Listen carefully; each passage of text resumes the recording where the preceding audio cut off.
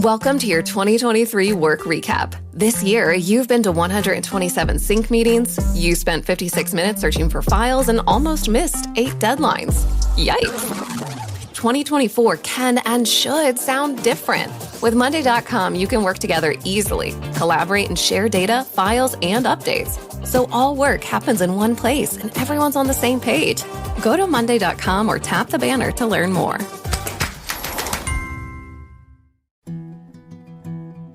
A science story, huh? Is NYU scientist felt right. I was so And I just thought, well, I had figured it out. it was that golden moment. Because science was on my side.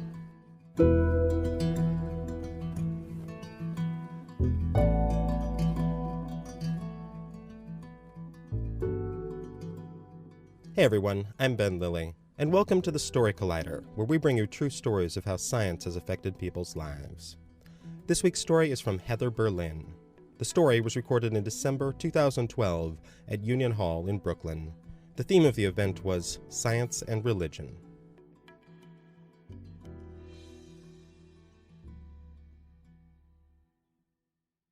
So I was a child born into conflict. My parents got divorced when I was just 1 year old, and it escalated into a really long custody battle that lasted for about 5 years.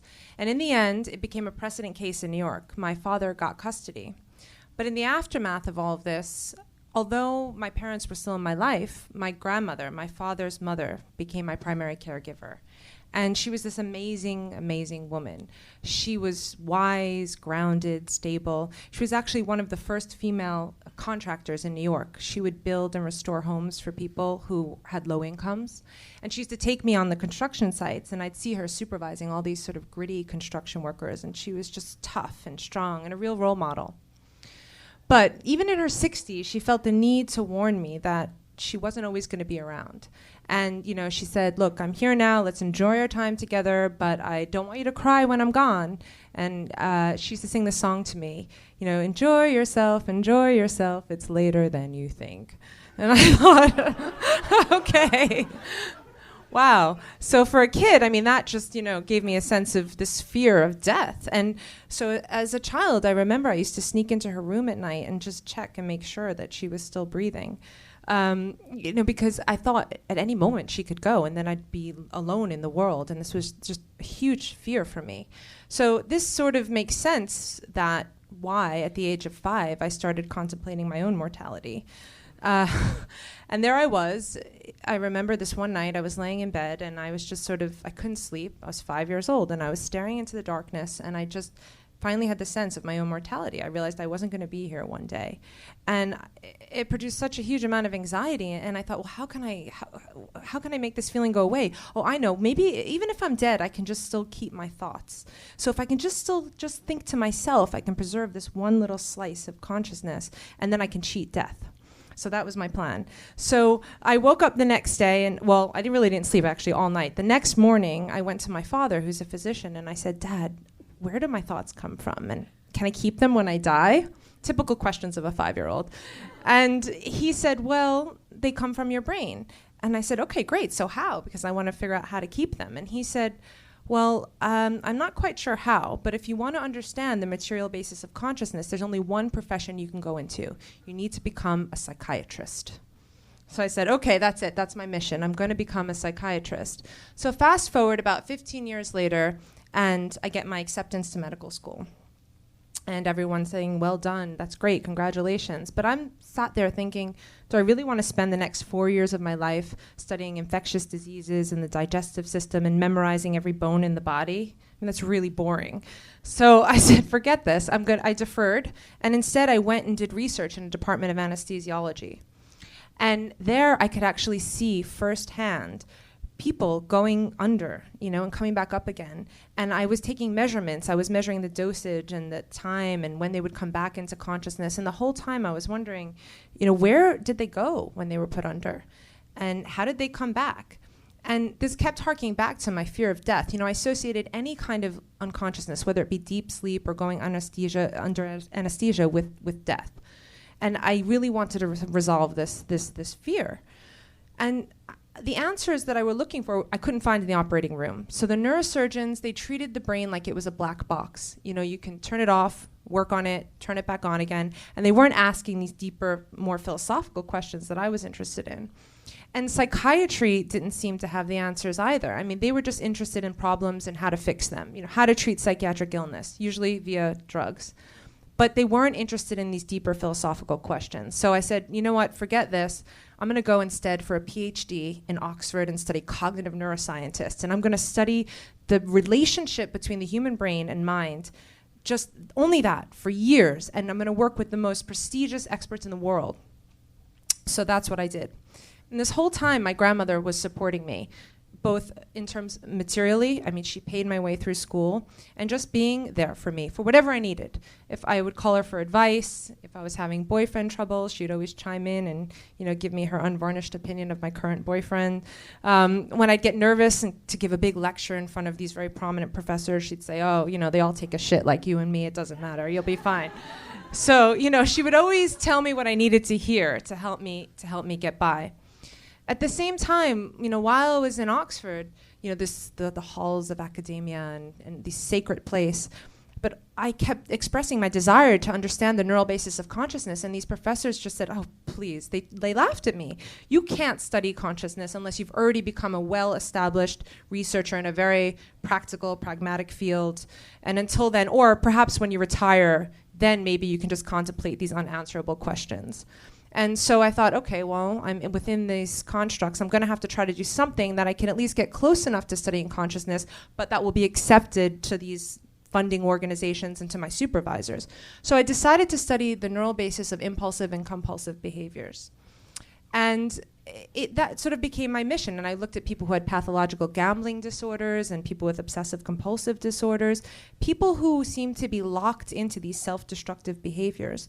And the more I looked at the brain, the more I saw that actually they only differed from you and I or from healthy people in very subtle ways, which made me start to think, you know, what does free will really mean? And how much control do we have? And are we all sort of addicts in our own subtle way? So after a few years of intensive study with my PhD in hand, I came back to New York City, because where else could I find a dense population of impulsive and compulsive people to study?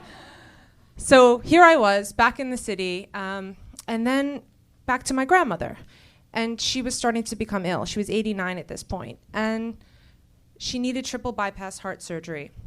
So the chances were slim that she would survive this at 89 with triple bypass heart surgery. So I was there with her the night before the operation and in the hospital, and they came in and they asked her, do you want a rabbi or a chaplain to sort of, you know, give you some solace the night before the surgery? And to my complete shock, she said no. I was never religious in life, and why would I be now? And this really, I couldn't understand this, because she taught me my prayers. You know, I was raised culturally Jewish, but not really religious. And she always said, you know, you need to marry a nice Jewish boy and all the rest of it. So I thought, why would she not want to seek consolation in religion? And it really stuck with me. Luckily, she survived, and she went on to live another 7 rich years of life. Until this past June 25th of this year, where my worst fear finally came true, and my grandmother passed away. And to me, that was the end of life itself. I didn't think I'd be able to go on, but the rigors of my career were calling, and I actually was scheduled to give a talk on BBC World Service the next day. And I was going to give a talk on the science of selfishness or selflessness. And they had actually asked me to do a piece, a 60-second idea to improve the world. And my idea had been to initiate an Adopt an Elder program. And now this took on a whole new significance for me. But I just didn't know if I could get through the radio show without breaking down. So I called the producer and I explained what happened. And I said, well, look, can I dedicate this 60-second idea to improve the world to my grandmother? And she said, yes, I could. And because she said yes, I thought, that's it. I have to muster up the strength to go on the air and do this. So in less than 24 hours of my grandmother's death, there I was on the BBC World Service being broadcast to about 25 million people around the world talking about my grandmother. And the whole time I was thinking, can she hear me? Could she know this gesture? Could she know how much I missed her? And I was back to this 5-year-old girl again, asking the question, could our thoughts survive death? And of course, as a scientist, I know that there's no evidence to support this. There's no such thing as disembodied consciousness. But as a human being, I feel comfort in maybe believing that perhaps she could hear me. I am in the house where we used to share together, and sometimes I talk to her, and I think maybe she can hear me. And just the other night, I was talking to a friend about her, and the lights flickered. And I thought, oh, wow, maybe that's her chiming in. And, I have this logical scientific brain that tells me, of course, there must be a logical explanation for that. But the human side of me feels like, why can't I believe that maybe that could possibly be she could hear me and give me some comfort? And so through science, I started to try to figure out a way to cheat death. But what I really found in my scientific life is that there are all these unanswered questions. We still don't understand the neural basis of consciousness. We're making amazing breakthroughs, but we really don't know, and we might never know. And we're given this brief moment in time to be conscious, where these neurons are firing in our brain between these two eternities of darkness. Like Carl Sagan said, we are a way for the cosmos to know itself. And this is miraculous and awe-inspiring, and it gives me constant wonder. But I know via science, perhaps we cannot survive our death. And yet, as a person, I feel, why can't I believe a little bit of something to give me some comfort? And this is what skeptics of religion would call compartmentalization.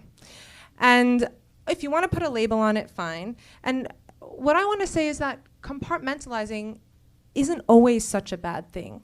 I mean, yes, it can be bad if the compartment contains things like bigotry or tendencies towards violence or, dangerous superstitions. But if this compartment contains something as harmless as me believing that my grandmother might be able to hear me when I talk to her, I don't feel the need to slam the lid shut on that compartment just yet. Thank you.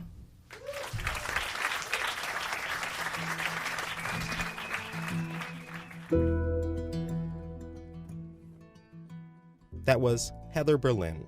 Heather is a cognitive neuroscientist and assistant professor of psychiatry and neuroscience at Mount Sinai School of Medicine in New York. She is also a presenter on the new International Discovery Channel series Superhuman Showdown, and a commentator on the upcoming Discovery Channel series Ed Stafford, Naked and Marooned. She has also appeared on The Forum on BBC World Service, BBC Radio 4, and Star Talk Radio. For more science stories, take a look at StoryCollider.org, where we have our magazine, archives of the podcast, and upcoming events. The Story Collider is produced by me, Brian Wecht, Aaron Barker, and Ari Daniel Shapiro. The podcast is produced by Rose Eveleth. Additional help from Brooke Williams, Lena Groger, Josh McCall, and Rafaela Benin. The theme music is by Ghost. Special thanks to Union Hall for hosting the show, and to my grandmother for also being amazing. Thanks for listening.